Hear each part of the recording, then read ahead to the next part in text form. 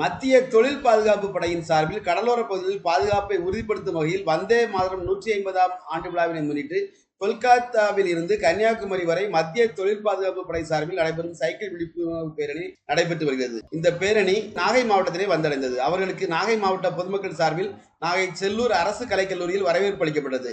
தொடர்ந்து கல்லூரியில் கரகாட்டம், மயிலாட்டம் உள்ளிட்ட கிராமிய கலைகளுடன் போதைப் பொருள் தடுப்பு குறித்த விழிப்புணர்வு ஏற்படுத்தினார்கள். இந்த பேரணி நாகை, வேளாங்கண்ணி, வெள்ளப்பள்ளம் உள்ளிட்ட நாகை மாவட்டத்தின் அனைத்து மீனவ கிராமங்கள் வழியாக சென்றது. இந்த பேரணியில் 150வது ஆண்டு வந்தே மாதரம் தொடர்பான கோஷங்களை எழுப்பியபடி தேசப்பற்று குறித்தும் எடுத்துரைத்தனர். மேலும் கடலோர பகுதியில் தீவிரவாத ஊடுருவல்கள் தடுத்தல், ஆயுத கடத்தல் தடுத்தல், போதைப் பொருட்கள் கடத்தல் தடுத்தல் உள்ளிட்ட விழிப்புணர்வும் ஏற்படுத்தப்பட்டது. இதில் 150க்கும் மேற்பட்ட மத்திய தொழில் பாதுகாப்பு படையினர் கலந்து கொண்டுள்ளனர்.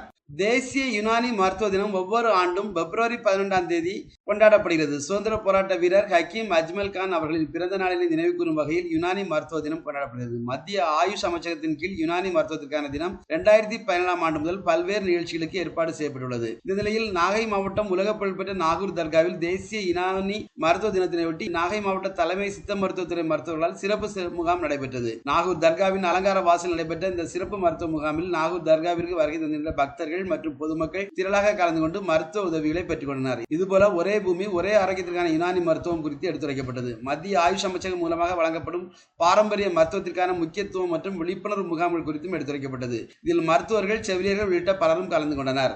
நாகை மாவட்டத்தில் இந்த ஆண்டு குறுவை மற்றும் தாளடி பயிர்கள் சுமார் 1,00,000 ஏக்கர் பரப்பளவில் சாகுபடி செய்யப்பட்டுள்ளது. தற்போது கீழ்வளர் தொகுதிக்குட்பட்ட பட்டமங்கலம், தேவூர், வலிவலம், கிள்ளுக்குடி, சாட்டியக்குடி உள்ளிட்ட பகுதிகளில் இயந்திரத்தின் உதவியுடன் அறுவடை செய்யும் பணி தொடங்கப்பட்டுள்ளது. இந்த நிலையில் அறுவடை செய்யப்பட்ட நெல்லை கொள்முதல் செய்ய நாகை மாவட்டத்தில் 71 இடங்களில் நேரடி நெல் கொள்முதல் நிலையங்கள் திறக்கப்பட்டுள்ளது. கடந்த முறை கொள்முதல் செய்ததில் காலதாமதம் ஏற்பட்டு நெல் மூட்டைகள் மழையில் நனைந்து விவசாயிகளுக்கு பல்வேறு பாதிப்புகளை ஏற்படுத்திய நிலையில் இந்த முறை அறுவடை துவங்கிய முதல் நாளிலிருந்து கொள்முதல் நிலையங்கள் திறக்கப்பட்டுள்ளதால் விவசாயிகள் மகிழ்ச்சி அடைந்துள்ளனர். அதே சமயம் கூடுதலாக அறுவடை செய்யும் பட்சத்தில் தேவைக்கேற்ப அனைத்து இடங்களிலும் நேரடி நெல் கொள்முதல் நிலையங்கள் திறக்கப்படும் என தமிழ்நாடு நுகர்பொருள் வாணிப கழக அதிகாரிகள் தெரிவித்துள்ளனர். தமிழ்நாடு நுகர்பொருள் வாணிப கழகம் நாகப்பட்டினம் மண்டலத்தில் காரிஃப் சம்பா பருவத்தில் மாவட்டம் முழுவதும் தமிழ்நாடு நுகர்பொருள் வாணிப கழகம் மூலமாக 195 நேரடி நெல் கொள்முதல் நிலையங்கள் திறக்க ஆணையிடப்பட்டு தற்போது வரை 123 நேரடி நெல் கொள்முதல் நிலையங்கள் திறக்கப்பட்டு நெல் கொள்முதல் செய்யப்பட்டு வருகிறது. இந்த நிலையில் இதுவரையில் 4900 மெட்ரிக் டன் நெல் விவசாயிகளிடமிருந்து கொள்முதல் செய்யப்பட்டு ரூபாய் 8,64,00,000 விவசாயிகள் வங்கி கணக்கில் வர வைக்கப்பட்டுள்ளது. மேலும் கொள்முதல் செய்யப்படும் நெல் மூட்டைகள் நேரடி நெல் கொள்முதல் நிலையங்களிலிருந்து உடனுக்குடன் இயக்கம் செய்யப்பட்டு சேமிப்பு கிடங்கில் இருப்பு வைக்கப்பட்டு வருகிறது. இதுபோல கொள்முதலுக்கு தேவையான தளவாட பொருட்கள் சாக்கு 63,73,000 எண்ணங்களும், சணல் 81 மெட்ரிக் டன் தேவையான அளவில் இருப்பில் உள்ளது என தெரிவிக்கப்பட்டுள்ளது. மேலும் நேரடி நெல் கொள்முதல் நிலையங்களில் வெளிமாவட்ட நெல்லோ அல்லது வியாபாரி நெல்லோ கொள்முதல் செய்யக்கூடாது என தெரிவிக்கப்பட்டுள்ளது. மீறும் பட்சத்தில் நேரடி நெல் கொள்முதல் பணியாளர்கள் மீதும் தொடர்புடைய நெல் விற்பனை செய்தவர் மீதும் கடுமையான நடவடிக்கை மேற்கொள்ளப்படும் என நாகை மாவட்ட ஆட்சித்தலைவர் ஆகாஷ் அவர்கள் தெரிவித்துள்ளார்.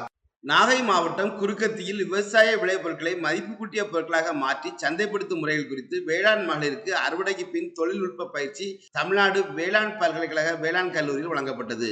இது பற்றி வேளாண்மை கல்லூரியின் முதல்வர் ரவி அவர்கள் கூறுகையில், இங்கே உள்ள விவசாய மகளிர்களுக்கு விவசாய காலம் இல்லாமல் மற்ற நேரங்களில் ஏதாவது தொழில் பண்ணணுங்கிற இவங்களுக்கு காளான் வளர்ப்பு, தேனீ வளர்ப்பு, காய்கறி தோட்டம், இதே மாதிரி நிறைய ப்ராஜெக்ட் இப்போ நம்ம பிளான் பண்ணிட்டு இருக்கிறோம். நாகப்பட்டினத்தில் ஒரு 6 கிராமங்களை செலக்ட் பண்ணி அதில் 10 மகளிர் குழுக்களை எடுத்திருக்கிறோம். அவங்களுக்கு 5 பிரித்து அவங்களுக்கு 2 ஒரு உபகரணம் கொடுத்துருக்கோம். ஒன்று எண்ணெயை ஆட்டி அது ஆயில் எடுக்கக்கூடிய எக்ஸ்பெல்லர் மிஷின் ஒன்று, அது போக பொடி திரிக்கிறதுக்கு அது மஞ்சளாக இருக்கட்டும், காய்ந்த தானியமாக இருக்கட்டும், அந்த பொடியை திரிச்சு கொடுக்குற மாதிரி ஒரு சின்ன யூனிட்டு. அதாவது விவசாயத்தை மட்டும் இல்லாமல் இங்கே நிறைய இந்த பூ விற்கிறது, காய்கறி விற்கிறது, ஏதோ ஒரு வேலை பார்த்துட்டு இருந்திருப்பாங்க. நிறைய ஹவுஸ் ஒய்ஃபாகவும் இருக்கிறாங்க, அதில் படித்தவங்களும் இருக்கிறாங்க, யுனைட்டடாகவும் இருக்கிறாங்க. இவங்க இதே மாதிரி மிஷினரியை வச்சு பயன்படுத்தும் போது அவங்க வாழ்வாதாரம் தினசரியே வருமானம் மாதிரி பண்ணக்கூடிய ஒரு வாய்ப்பு அதிக அளவில் இருக்கு. அது போக இன்னொன்று முக்கியமானது, இவங்க இந்த மாதிரி நல்ல ஆர்வம் உள்ள குரூப்பை நாங்கள் அடுத்த நிலையில தேர்வு செய்து அவங்களுக்கு தேவையான மற்ற ட்ரைனிங்களையும் கொடுத்து இந்த சிறிய எக்யூப்மெண்ட்டை பெரிய ஒரு உபகரணம், ஒரு சிறு தொழிலா ஆரம்பிக்கிறதுக்கான வாய்ப்புகளை ஏற்படுத்துறதுக்கு நிறைய திட்டங்கள் இருக்கு.